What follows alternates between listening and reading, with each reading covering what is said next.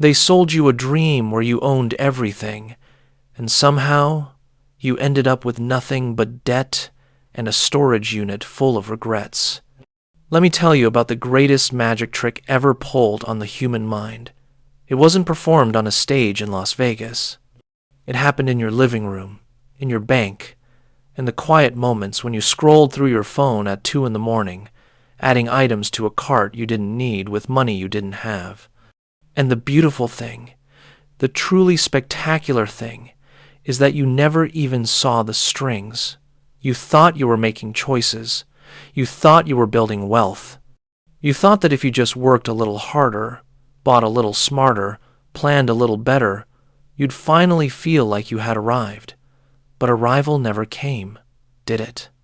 Instead, you found yourself on a treadmill that kept speeding up, and the finish line kept moving further away.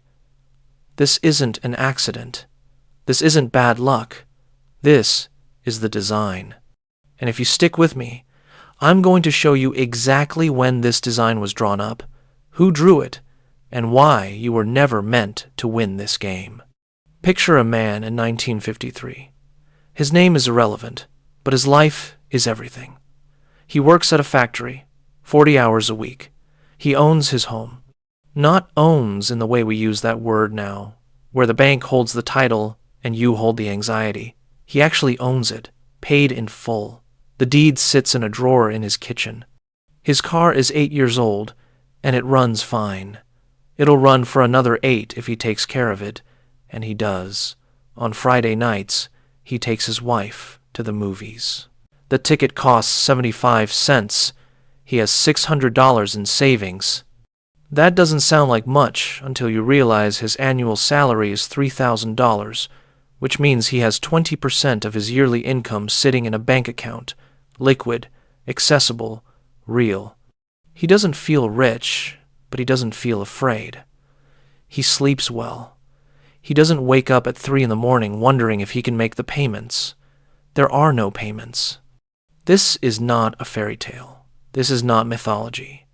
This was the statistical norm for the American middle class in the decade following World War II. And then something changed. The change didn't announce itself with sirens or breaking news.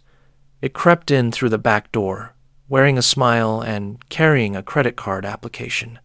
It arrived in the mail as a glossy magazine showing you what your life could look like if you just upgraded, if you just financed, if you just believed that you deserved it now instead of later. The language of consumer culture is the language of seduction. It whispers to you that waiting is for suckers, that saving is for people who don't understand how the game is played, that the smart money leverages, optimizes, maximizes. And so you did. We all did. We took the bait, and we swallowed the hook, and now we're surprised that we're gasping for air. But let's go back further, because this story doesn't start in the 1950s. It starts in the wreckage of the 1930s, in the smoking crater left behind by the Great Depression. If you want to understand why you own nothing, you need to understand what happened when everything collapsed. The crash of 1929 wasn't just a financial event. It was a psychological demolition.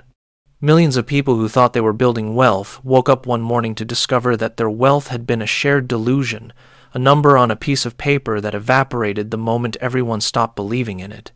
Banks failed. Savings vanished. Farmers lost their land. Factory workers lost their jobs. And the people who built the system, the architects of that delusion, they didn't lose much at all. They restructured. They reorganized. They waited for the dust to settle, and then they began building again. But this time, they built something different. They built a system where you would never be allowed to step off the treadmill because the treadmill itself was the product. Here's what they understood that you don't. Wealth is not about having things. Wealth is about not needing things. Wealth is freedom from dependency. And a population that is free from dependency is a population that is very, very hard to control. A man who owns his house outright, who has no debt, who has saved enough to weather a storm, that man can say no. He can quit a job that's killing him. He can refuse to buy things he doesn't need. He can opt out. And opting out is dangerous. Opting out is the one thing the system cannot tolerate. So they built a world where opting out became functionally impossible. They built a world where the cost of basic existence, shelter, transportation, education, healthcare was inflated to the point where you had no choice but to borrow, and once you borrowed, you were hooked. Once you had payments, you had a leash. And the beautiful part, the truly elegant part, is that they convinced you it was your choice. Let's talk about housing, because housing is where the scam is most visible once you know what to look for. In 1950, the median home price in America was $7,500. The median household income was $3,300. Do the math. The median home cost about 2.3 times the median income.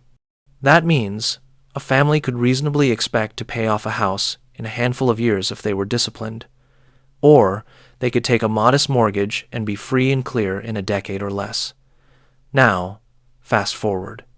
Today, the median home price is around $400,000. The median household income is around $75,000. That's more than 5 times the annual income.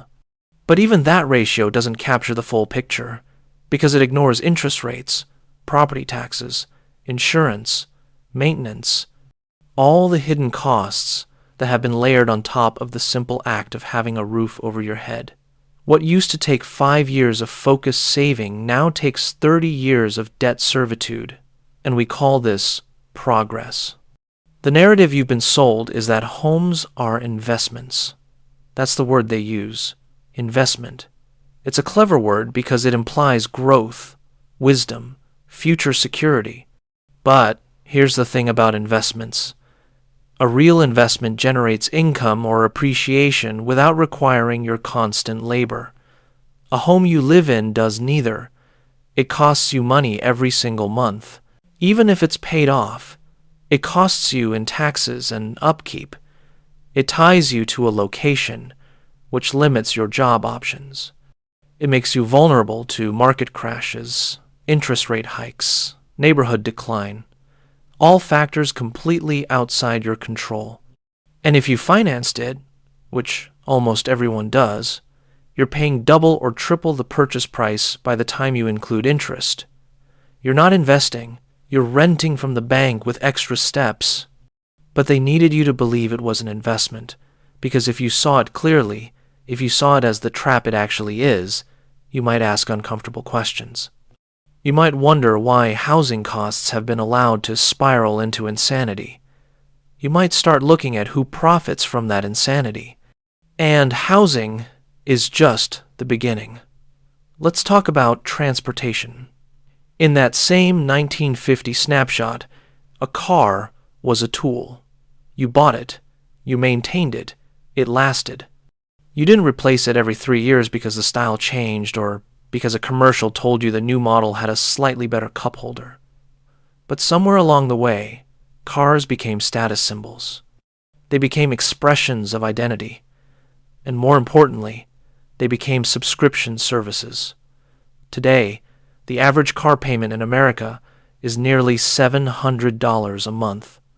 $700. That's $8,400 a year, every year, in perpetuity, because the moment you pay off one car, you're encouraged to upgrade to the next, and we've normalized this. We've accepted it as the cost of living, but it's not. It's the cost of participating in a manufactured needs cycle. Your grandfather's car lasted 20 years. Yours is designed to be obsolete in 7. That's not progress. That's planned extraction. Then there's education, which has become the single most predatory debt trap in modern society. In 1970, the average cost of a year at a public university was less than $400. Adjusted for inflation, that's about $3,000 in today's money. affordable with a part-time job and some parental help. Today, that same year costs over $10,000, and that's just tuition. Add in housing, books, fees, and you're looking at $30,000 or more annually. And for private universities, you can double that. The result is that an entire generation has been saddled with debt before they've earned their first real paycheck. We've normalized the idea that you should start your adult life $50,000, $100,000, $200,000 in the hole, and we wonder why people feel hopeless. This is not a bug. This is a feature. A population drowning in student debt is a population that cannot afford to take risks. They cannot start businesses. They cannot quit exploitative jobs. They cannot save. They must comply. They must produce. They must consume. The debt is the collar. And here's where it gets darker. Because we're not just talking about housing, cars, and education anymore. We're talking about everything. Clothing used to be built to last. You bought a coat, and it lasted a decade. Now you buy a coat, and it falls apart in a season, so you buy another. This isn't accident. This is engineered obsolescence, applied not just to electronics, but to every physical object in your life. Furniture, that used to be handed down through generations, is now made of particle board and glue, designed to survive one move, maybe two. Appliances that your grandparents used for 30 years now break after 5, and they're designed to be unrepairable, so you have to replace the whole unit. Every object in your life has become a consumable, and you have become a permanent consumer. You don't own things anymore. You lease them temporarily until they break or go out of style, and then you're back in the market, spending again, always spending. But it's not just physical goods. They've figured out how to do this with everything. Music used to be something you bought. You owned the record, the tape, the CD. It was yours. Now you stream it. $10 a month, forever. Movies used to be something you owned. Now you rent access to a library that can change without warning. The shows you loved can be pulled from the platform. The songs can disappear. You're not building a collection anymore. You're paying a subscription fee for temporary access to a collection someone else controls. Same with software. You used to buy a program. Now you subscribe to it. Adobe, Microsoft, everyone has moved to the subscription model. Because a customer who pays once is a problem. A customer who pays forever is an asset. They've turned your entire life into a subscription service, and the moment you stop paying, everything disappears. And the truly insidious part is that they've conditioned you to see this as convenience. You don't have to worry about storage. You don't have to worry about backups. Everything is in the cloud. Everything is accessible. Just keep paying. But what they don't tell you is that you've traded ownership for access, and access can be revoked. Your entire digital life, your photos, your documents, your music, your memories, all of it exists on someone else's server, governed by someone else's terms of service, subject to someone else's decisions about what's acceptable.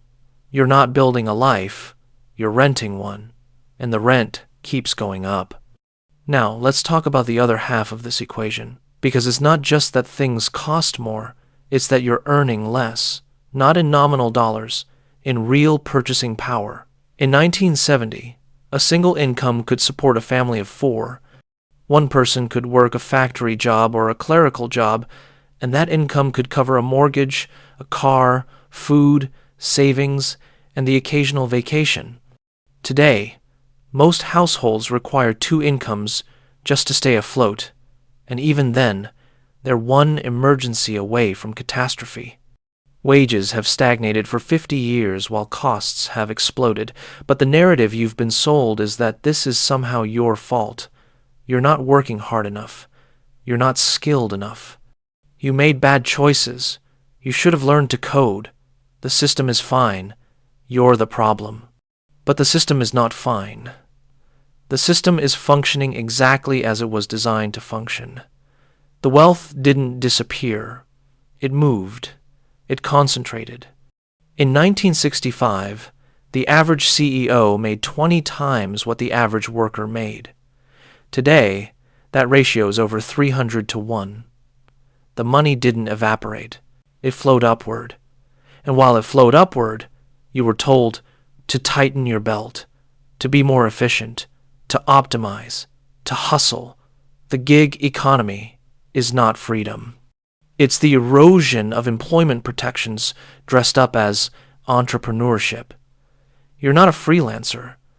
You're a contractor with no benefits, no security, no leverage, and they've convinced you this is empowerment. So here you are, working more hours than your parents did, earning less in real terms, spending more on everything, owning nothing. And somewhere along the way, you started to believe that this was normal, that this was just how life works, that previous generations had it easier because of some vague historical luck, and now it's your turn to suffer. But that's not true. This isn't natural. This isn't inevitable. This is a system that was built by people with specific interests, and those interests are not aligned with yours. The game is rigged. It's been rigged for decades, and the longer you play by the rules of a rigged game, the more you lose. Now, I know what you're thinking. This is bleak. This is hopeless. If the system is rigged, what's the point? Why not just give up, accept the subscription life, and try to enjoy the scraps? And I understand that impulse. But here's the thing. The system needs your participation. It needs you to keep borrowing, keep consuming, keep believing that the next purchase will finally make you happy. And the moment you stop participating, the moment you step outside the machine, you realize something profound. You realize that most of what you thought you needed was manufactured desire. You realize that freedom doesn't come from having more, it comes from needing less. This is not about returning to some mythical past where everyone lived in log cabins and churned their own butter.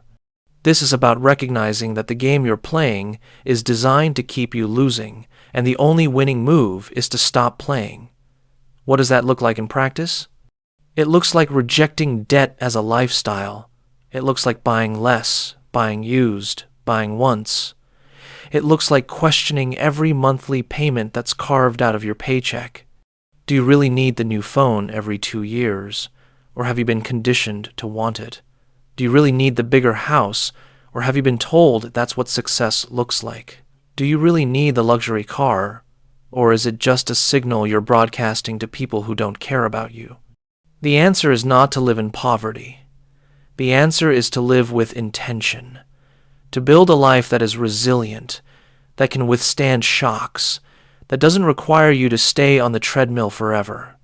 The answer is to save aggressively, invest wisely, and build actual wealth, which is not a number in a portfolio, but the freedom to say no, the freedom to walk away from a job that's killing you, the freedom to take a risk on something meaningful, the freedom to live on your own terms instead of someone else's payment plan. And yes, this is hard. It requires discipline. It requires going against the grain. It requires looking at your friends who are leasing new cars and taking vacations on credit and resisting the urge to keep up. It requires accepting that you might look less successful on the outside while building something real on the inside. But the alternative is what you're living now, a life of perpetual financial anxiety, a life where you're always one disaster away from collapse, a life where you own nothing, and you definitely don't like it. The system wants you to believe that you're powerless, that you're just a cog in a machine too big to fight, but you're not. Every dollar you don't spend is a vote against the system. Every debt you pay off is a step toward freedom. Every month you choose not to upgrade, not to finance, not to subscribe. You're taking back control. And the beautiful thing is that once you start doing this, once you start seeing the machine for what it is, You can't unsee it. You start noticing the manipulation everywhere.